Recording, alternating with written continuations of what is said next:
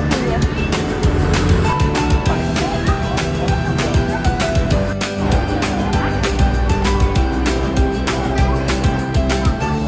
Mas harapan Musal untuk salam ya tempatnya di Rocot. Assalamualaikum warahmatullahi wabarakatuh. Waalaikumsalam warahmatullahi wabarakatuh. Semuanya nanti bisa naik mobil pemadam kebakaran sampai ke hujan-hujanan. Nah, kalau teman-teman siapa yang mau jadi petugas pemadam kebakaran? Boleh nanti boleh jadi petugas pemadam. Langsung aja ya Bu. Ya, selamat pagi dan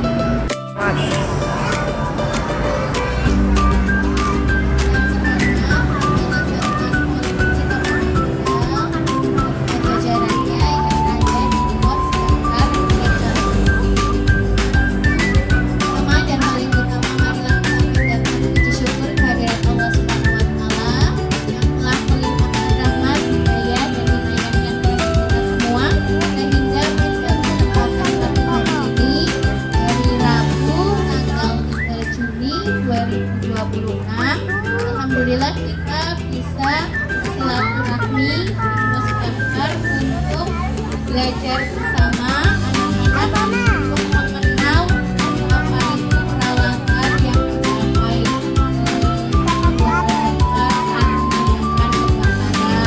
Terus apa saja makhluk yang ada saat kita menghadapi kebakaran. Nanti kita bersama-sama mendengarkan arahan dari anggota yang ada di sekolah ini. Nanti anak-anak bersama-sama mendengarkan belajar peralatan yang dipakai saat memadamkan kebakaran saat terjadi kebakaran. Terus nanti juga anak-anak bisa main mobil damkar bersama.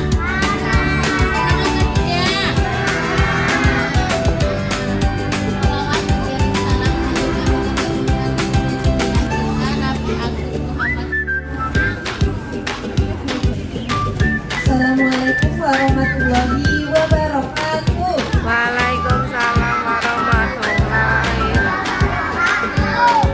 Semangat semuanya. Udah sarapan belum di rumah? Nah, jadi hari ini sudah siap belajar bersama pemadam kebakaran. Di sini adik-adik sudah tahu penjelasan pemadam kebakaran apa saja. Memadamkan api itu apa tadi? Yang adik tahu? Apa tahu? Tahu terus apa lagi? Banyak ya. Jadi tugas pemadam kebakaran itu sebenarnya ada 5. Yang pertama tugasnya adalah pencegahan kebakaran. Jadi sebenarnya itu bisa panggil pemadam kebakaran. Kemudian tugas yang keempat adalah pemberdayaan masyarakat. Contohnya kita saat ini belajar bersama-sama mengenal profesi pemadam kebakaran. Dan tugas yang terakhir adalah penanganan limbah beracun. Nah, sekarang kita kenalan sama baju tertutup nih dari kepala, dari badan, terus pakai sarung tangan juga sampai ke sepatunya. Ini harus dipastikan tertutup semua dan aman agar tidak tersengat awan. Kalau tersengat awan kenapa? Bisa? Nggak bisa ya, bisa demam. Karena kalau tidak ada beberapa jenisnya yang berbahaya ya. Ini nama bajunya adalah Wirtek Anti Bisik ya. Jadi khusus digunakan saat kita melakukan evakuasi sarang tawon. Terus baju yang satunya nih biasanya lebih familiar. Nih pernah lihat atau sering lihat ya malahan ya? Ya. Ini namanya adalah baju tahan panas ya. Kalau ini kita gunakan saat menangani atau memadamkan kebakaran. ya. Yang pertama yang dikenakan di kepala apa namanya? Helm.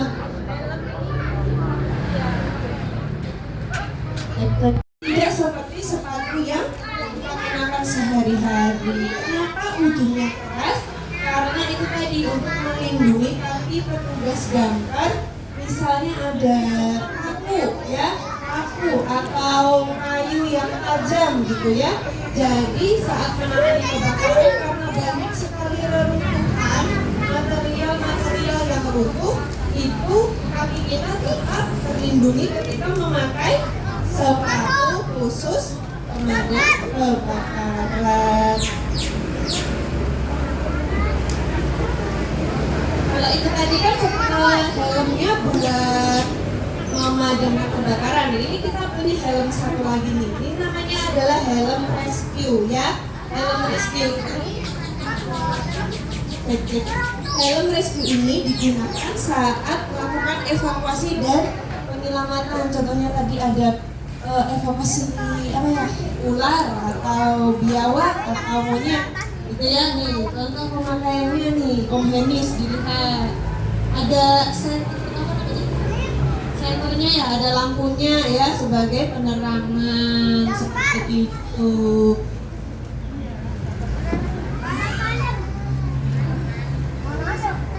Nih namanya apa? Digunakan untuk apa? Betul, ini adalah senter sebagai alat penerangan. Di rumah ada senter? Ada.